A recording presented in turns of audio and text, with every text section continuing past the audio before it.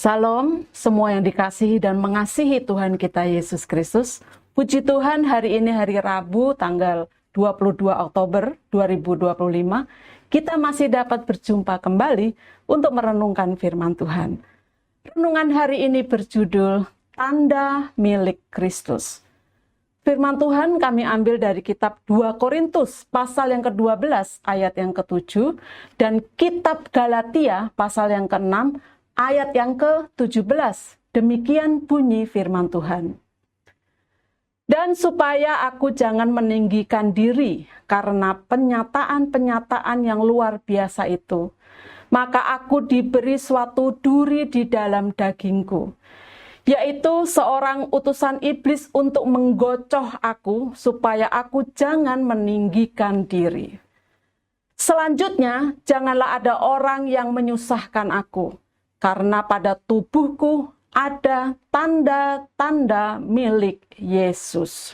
Saya pernah kecelakaan sepeda motor yang membuat tulang selangka saya patah. Tulang selangka adalah tulang yang terletak di bagian atas dada, tepat di bawah leher. Ketika kecelakaan terjadi, saya pingsan. Saat siuman, saya telah berada di atas ranjang di sebuah rumah sakit.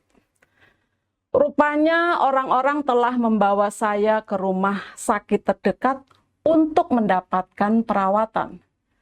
Saya mencoba untuk mengingat kejadian sebelum saya pingsan. Ternyata saya berusaha menyalip mobil yang ada di depan saya dari sebelah kiri. Tetapi roda depan motor saya mengenai ban belakang mobil sehingga saya terpental ke sebelah kiri. Setelah itu saya tidak tahu lagi apa yang terjadi sampai saya berada di rumah sakit. Karena keterbatasan fasilitas di rumah sakit tersebut, saya dirujuk ke rumah sakit pemerintah yang peralatannya lebih lengkap untuk melakukan operasi. Untuk menyambung tulang selangka saya yang patah, dokter memasang pen. Saya dibius total saat menjalani operasi sehingga tidak sadarkan diri. Ketika saya siuman, saya telah selesai operasi, pen telah dipasang di tulang selangka saya. Saya hanya bisa meraba, tidak bisa melihatnya, dikarenakan posisinya persis di bawah leher. Saya hanya bisa melihat lewat cermin. Awalnya saya tidak nyaman dengan pen tersebut, tapi lama-kelamaan jadi terbiasa. Hingga kini pen tersebut masih ada di tubuh saya, di tulang selangka saya yang sesekali bisa saya raba. Saya selalu mengingat tulang selangka saya yang patah dan telah disambung pakai pen. Hingga sekarang, peristiwa kecelakaan itu sudah berlalu selama 17 tahun. Bagi saya, tulang yang patah itu adalah sebagai tanda kasih Tuhan dalam hidup saya.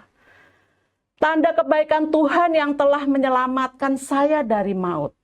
Sebab bisa saja saat kecelakaan itu terjadi saya meninggal. Tapi Tuhan itu baik. Ia masih memberi saya kesempatan untuk hidup. Jadi, saya memaknai tulang saya yang patah dan disambung dengan pen sebagai tanda bahwa saya adalah milik Tuhan Yesus yang dikasihinya. Rasul Paulus juga punya tanda di tubuhnya sebagai milik Kristus. Itulah penderitaan fisik yang dialaminya di dalam pelayanannya. Mungkin tanda ini adalah sakit mata yang dideritanya. Hal itu sebagai pertanda bahwa Paulus adalah rasul sejati Yesus Kristus dan miliknya. Penyakit itu tidak pernah diangkat dari Rasul Paulus agar dia tidak menjadi sombong atas pelayanan yang Tuhan percayakan kepadanya. Tanda kasih Tuhan dalam hidup kita bukan hanya berupa tubuh yang sehat atau berkat yang berlimpah. Hidup dengan penyakit yang tak kunjung sembuh atau hidup yang kadang berkekurangan bisa juga menjadi tanda kasih Tuhan kepada kita agar kita tidak sombong, tidak menjadi terhilang dari hadapannya. Semua yang Tuhan izinkan terjadi dalam hidup kita pada dasarnya adalah tanda atau bukti bahwa Tuhan mengasihi kita. Kata-kata bijak.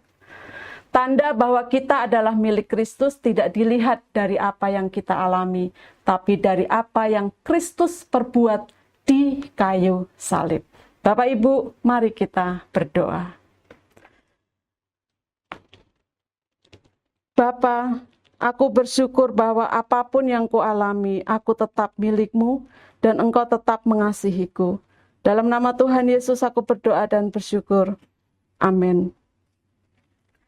Puji Tuhan, kami mengucapkan selamat beraktivitas. Tuhan Yesus memberkati kita semua. Amin.